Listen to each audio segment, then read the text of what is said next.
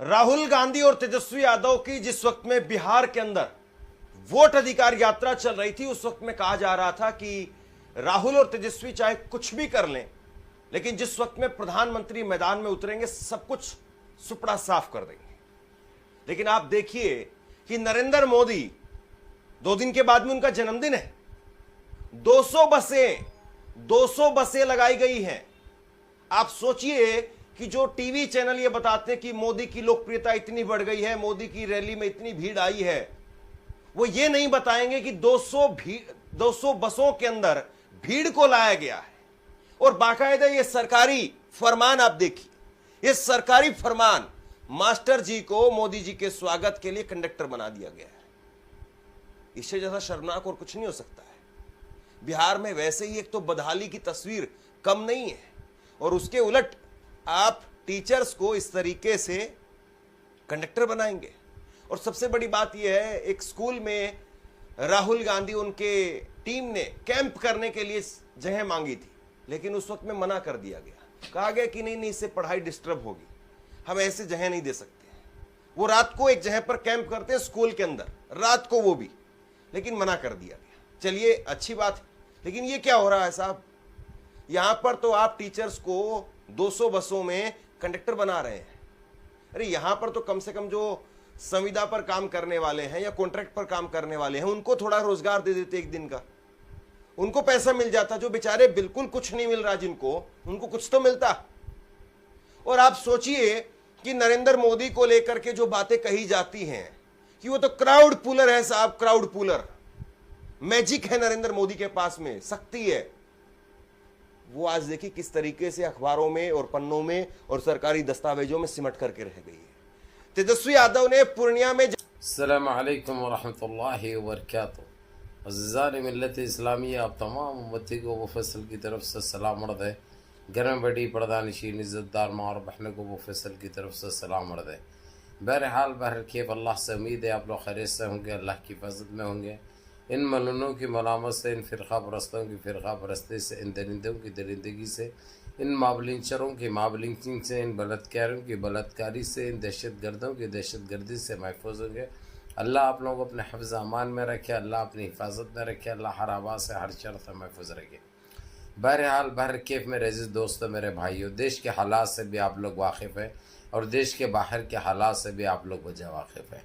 लेकिन ये आपका भाई आपको देश की ख़बर सुनाऊंगा, क्योंकि हमारी जो ख़बरें चल रही है वाक़ई वो काबिल दीद है, काबिल तारीफ़ है।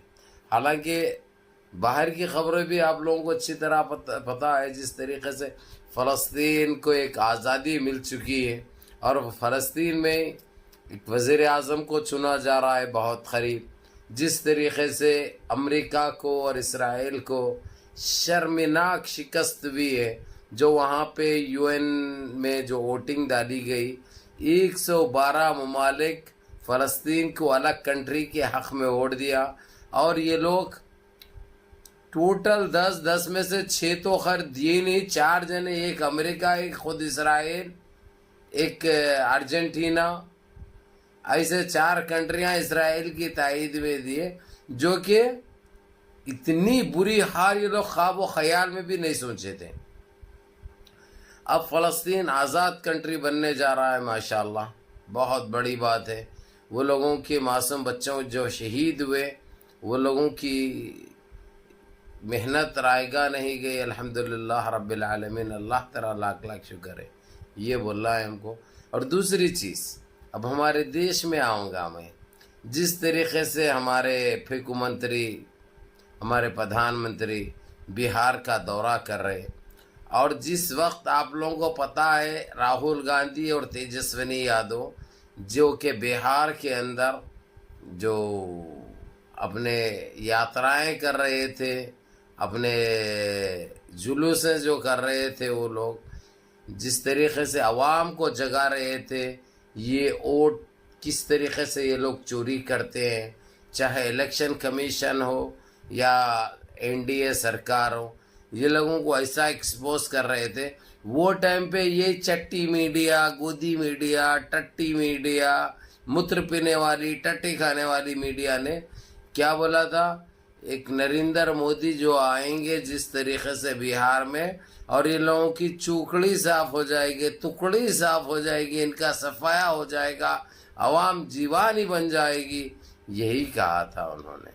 ओके, क्योंकि वहाँ पे एक एयरपोर्ट की भी ओपनिंग करना था, उसमें प्राइम मिनिस्टर को जाना बहुत ज़रूरी था। वो एक देखते ही देखते रात के 2 बजे ओपनिंग रखी गई ताकि आवाम को गुमराह बनाए कि इतनी पब्लिक जमा हो गई, उतनी पब्लिक जमा हो गई, एडिट करके बताने के लिए। लेकिन इनका भांडा फोड़ने के लिए, इनको एक्सपोज करने के लिए 2:10 को तेजस्विनी यादव खुद वहाँ पे मौजूद है ताकि वो लाइव आकर ये दिखाए कि वहाँ पे गिनती के 30 आदमी थे बीजेपी का, जो ओपनिंग सेरेमनी थी उनकी एयरपोर्ट की। ये कितनी इबरतनाक बात है।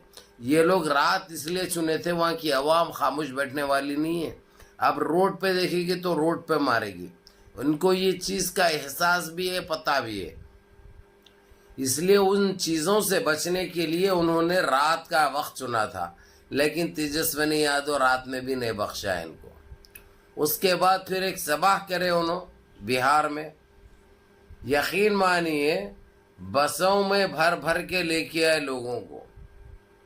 उसके बावजूद लोग पैसे लेके बसों में तो आए ज़रूर, लेकिन सभा होने से पहले ही भाग गए वो लोग।